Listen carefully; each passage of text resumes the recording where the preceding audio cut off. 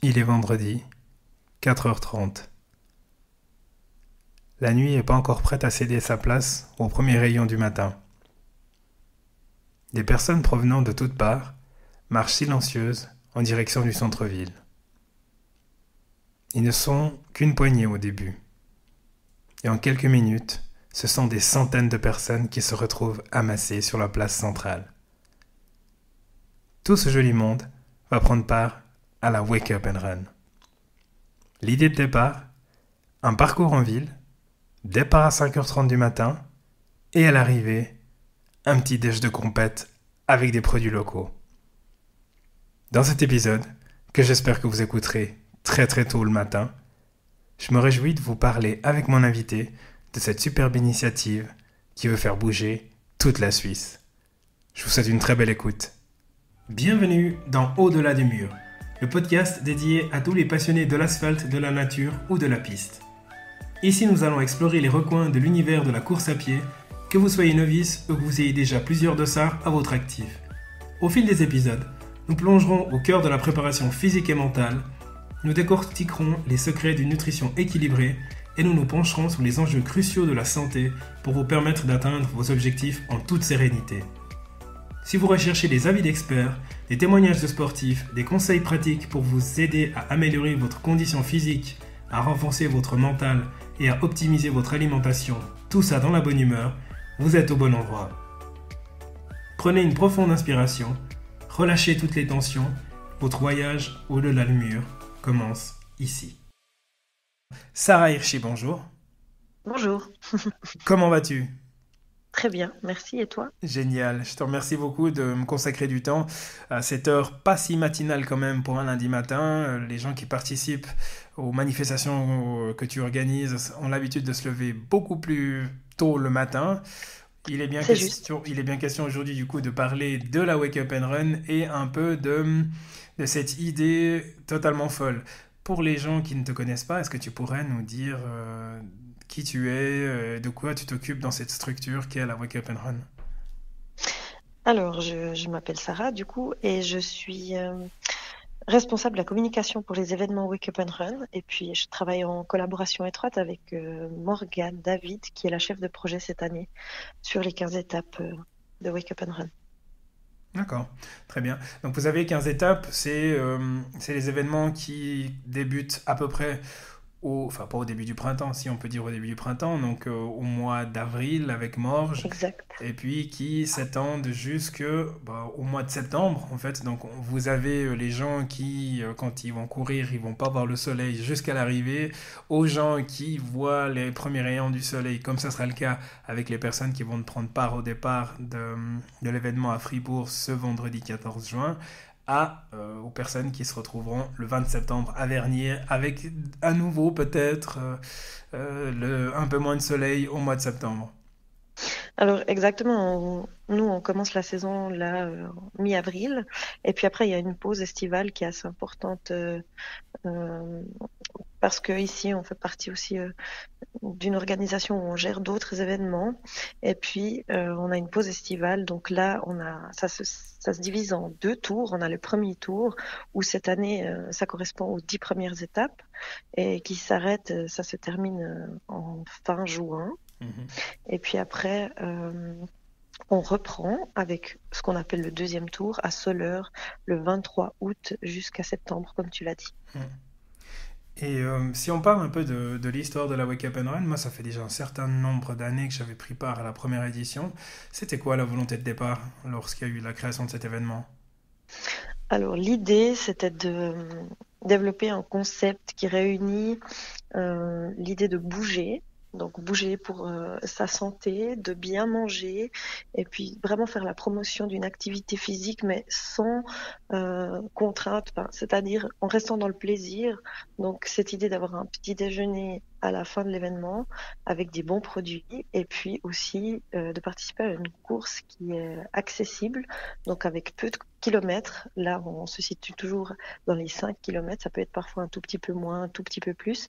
L'idée, c'est vraiment d'avoir ces 5 kilomètres sans chronomètre. Ça, Mhm. c'est un des points clés, c'est d'avoir un événement qui est accessible, où il n'y a pas de notion de challenge à part ben, voilà, le fait de se lever, de, de réussir déjà à être sur place à 5h30. C'est déjà le premier challenge.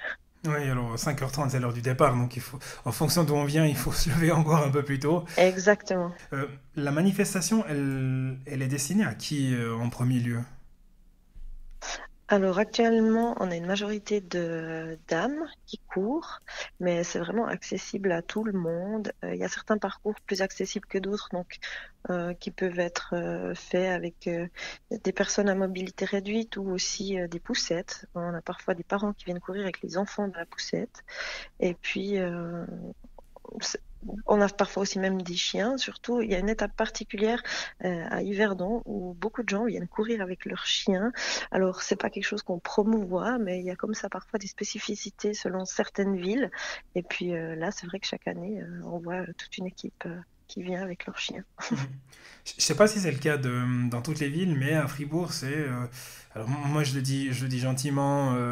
Enfin, je le dis gentiment quand je le dis, mais on a l'impression que c'est un peu the place to be. C'est en train de devenir the place to be parce qu'on voit de plus en plus d'entreprises qui prennent part à cette manifestation-là. D'ailleurs, mon entreprise a fait la promotion, elle offrait le dossard aux collaborateurs qui souhaitaient participer à cet événement-là. On a l'impression que Mhm. c'est en train de devenir aussi un petit peu un certain match de la santé au niveau des entreprises. Est-ce que ça fait partie aussi d'un des axes que vous vouliez mettre en avant? Oui, alors absolument. Nous, ce qui est intéressant aussi, c'est de voir des entreprises, comme tu l'as dit, participer. C'est c'est une expérience qui est assez facile à mettre en place au niveau d'un team building, par exemple. C'est très accessible. On reste à des tout petits prix d'inscription et puis on favorise aussi ces inscriptions en groupe qui donnent droit à certaines réductions, certains avantages. Donc évidemment que d'année en année, c'est quelque chose aussi qui fonctionne très bien avec le bouche à oreille et puis on voit de plus en plus d'entreprises participer. Mhm, clairement. Tu disais la majorité des personnes qui courent cette manifestation-là, c'est des femmes. Est-ce que vous vous êtes posé la question du pourquoi? Euh, au niveau de nos statistiques, c'est ce qu'il en ressort. Alors, je ne sais pas si on peut tirer la conclusion que les dames sont plus matinales. Je ne sais pas. Ça reste un mystère pour moi. Mais voilà, le fait est qu'actuellement, c'est comme ça. Hmm. Et puis, quand on parle d'organiser des événements dans différentes villes, alors le concept a beau être le même, mais j'imagine que du coup, tout ce qui est infrastructurel et puis contact au niveau des villes, ça reste quand même quelque chose de relativement lourd, surtout pour avoir, entre guillemets, une étape par semaine. Comment est-ce que vous êtes organisé? Alors là, je dirais que c'est ma collègue Morgane qui pourrait beaucoup mieux vous répondre sur les détails organisationnels. Il y a certaines villes avec lesquelles c'est très très facile de travailler et d'autres avec qui c'est parfois un petit peu plus compliqué. Mais dans l'ensemble, on a toujours réussi à avoir des autorisations. Elles sont de très bonne foi. Et puis, il y a aussi certaines villes qui participent beaucoup plus activement aussi dans ce qui est promotion, communication, etc. Mhm.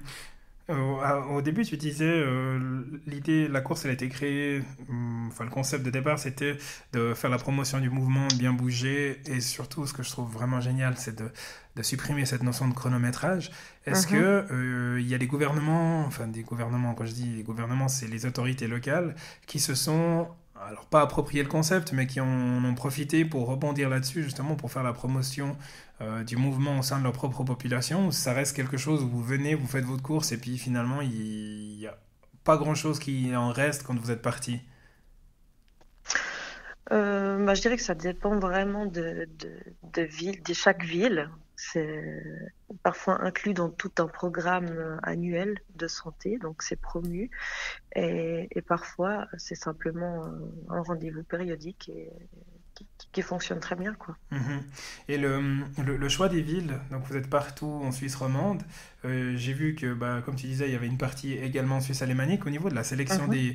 des villes, vous avez un certain nombre de villes dans lesquelles vous aimeriez proposer des événements, et puis j'imagine que d'une année à l'autre, il y en a potentiellement qui rentrent, d'autres qui sortent, ou comment ça se passe? C'est elles qui prennent contact avec vous? Alors, la plupart du temps, c'est nous qui faisons les démarches, mais c'est vrai que, par exemple, la ville de Vevey nous a contactés pour mettre ça en place.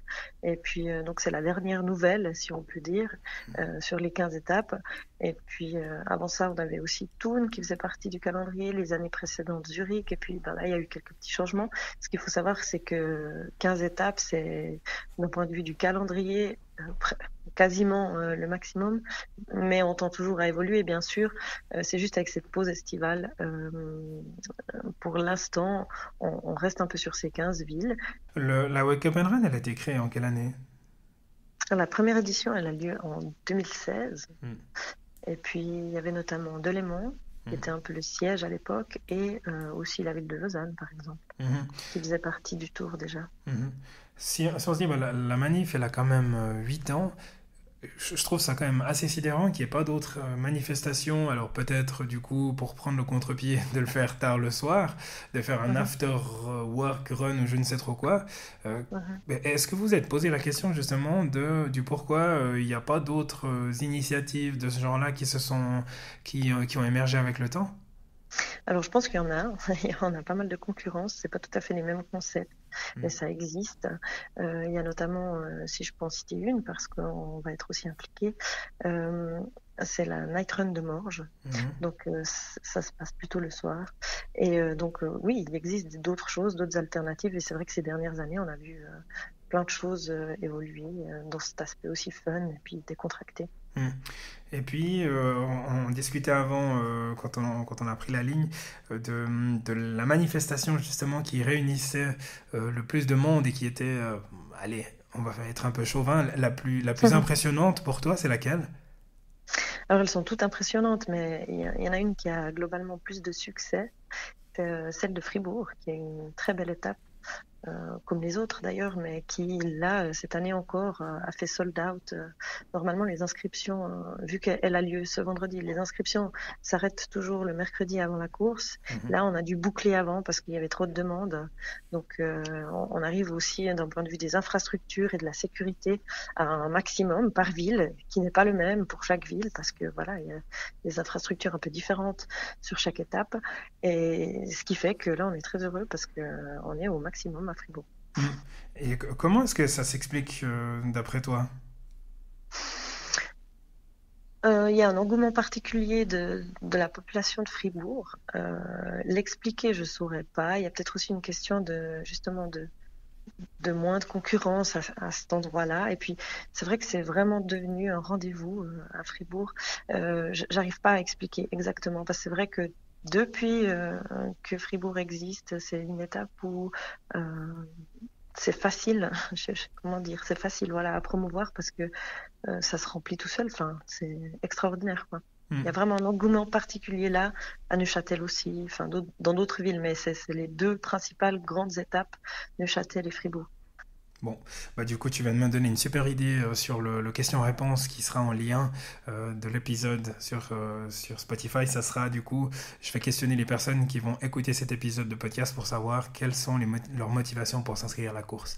Et j'espère Mhm. qu'un maximum de monde répondront, comme ça je pourrais te donner ce feedback-là. Très bien.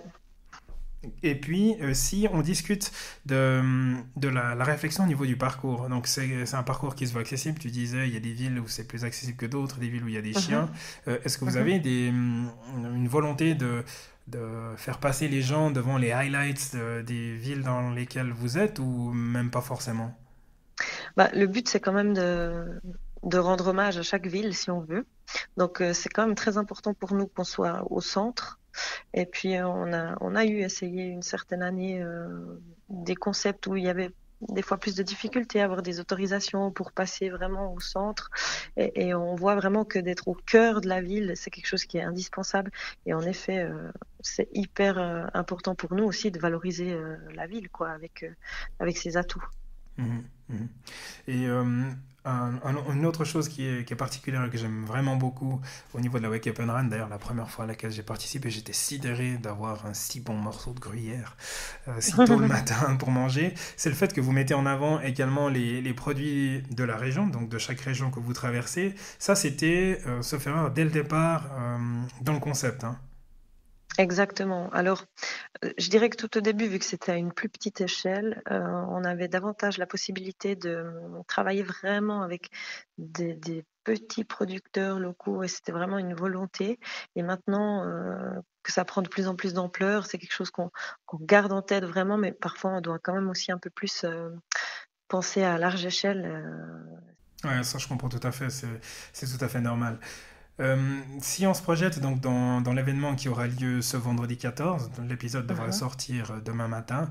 Donc malheureusement pour les personnes qui n'auront pas l'occasion de participer, ça sera pour l'année prochaine, il faudra être plus rapide. Mais pour celles et ceux qui ont la chance de participer à l'événement, est-ce que on peut se faire aller un petit repérage de parcours pour les personnes qui vont parcourir la distance pour la première fois? Est-ce que tu peux nous donner plus d'informations sur le parcours? Alors, ce que je peux vous dire, c'est que si on récap aussi peut-être les gens qui connaissent pas du tout comment fonctionne Oui, notre événement, c'est que absolument. on fait en général rendez-vous à 5h, 5h10 sur place. Et là, le rendez-vous, il est à la place Georges Piton. Et donc, je pense qu'il y aura pas mal de monde. Donc, si, s'ils viennent assez tôt, c'est bien parce qu'il y a la possibilité déjà de prendre un petit café. Donc, quand on arrive à 5h, 5h10, le temps de retrouver ses amis, ses collègues, il y a la possibilité de boire déjà un premier petit café. Et après, à partir de 5h20, il y a un échauffement qui est donné en groupe, qui est Mhm. assez dynamique et ludique. Et après, cette année, on va refaire 2 départs à Fribourg. Donc, il y aura 2 départs parce qu'il y a il y a beaucoup de monde. Donc, c'est pour des questions de sécurité, c'est plus intéressant de faire 2 départs. Donc, le premier départ à 5h30 et puis le deuxième à 5h35. Et puis après, le parcours, si vous voulez le voir en détail, tous les parcours sont sur notre site internet, donc vous pouvez voir exactement où ça passe. Là, il y a un joli bout sur le pont de la Poya, vraiment une belle partie aussi dans la vieille ville. On commence par la descente sur la vieille ville. C'est vraiment magnifique. Mhm. Absolument, je mettrai le lien vers le parcours, comme ça ceux qui veulent déjà savoir à quoi s'attendre pourront aller étudier comme on dit. Exactement. Donc rendez-vous vendredi matin à 5h sur la place Georges Piton pour le premier café, et puis Exact. 5h20 pour l'échauffement, et 5h30 et 5h35 pour les premiers départs. C'est Exactement. Ouais, c'est ça. fantastique.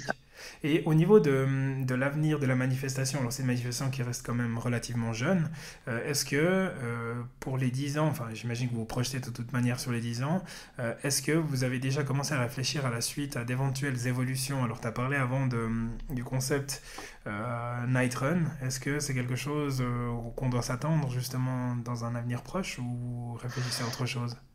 Alors, disons que c'est pas directement lié aux événements Wake Up and Run pour l'instant, mais en effet, toujours développer cet aspect ludique et puis course à pied parce qu'on voit vraiment qu'il y a une demande, il y a du potentiel et cette année, je crois que ça se regroupe, enfin, je vais pas dire de bêtises, mais dans les chiffres que j'ai vus dans d'autres manifestations aussi, il y a un vrai engouement pour la course à pied avec des chiffres assez intéressants.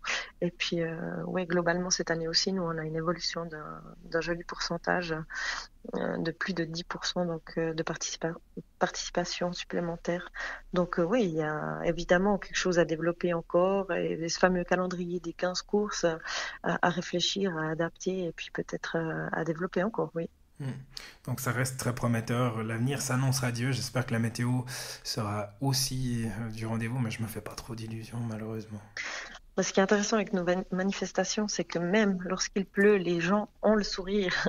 Ils sont très très heureux d'être là et on a vraiment une chance monumentale d'assister à ça, à ces sourires dès tôt le matin, malgré parfois la pluie, Hmm. comme ça a pu être le cas à Lausanne par exemple, Hmm. cette année. Ouais, parce que c'est effectivement une course qu'on fait pour le plaisir, avec les amis, c'est pour l'ambiance, pour l'expérience, et non pas pour le chrono. Donc, de toute manière, le fait de pouvoir réussir à se lever, d'être là le matin, ça reste quand même quelque chose qui mérite de sourire en soi. C'est ça. Génial. Donc je rappelle la question à destination des personnes qui vont écouter cet épisode de podcast. Quelle est votre motivation pour participer à l'événement à Fribourg, si vous participez à Fribourg, ou alors quelle est votre raison pour participer au Wake Up and Run en règle générale? Je te remercie beaucoup Sarah d'avoir répondu à mes questions. Merci à toi, Hugo. Je te souhaite une superbe manifestation et puis bonne fin de première partie de tour et puis bon début et bonnes vacances. Merci beaucoup. Merci À infiniment, à bientôt. bientôt.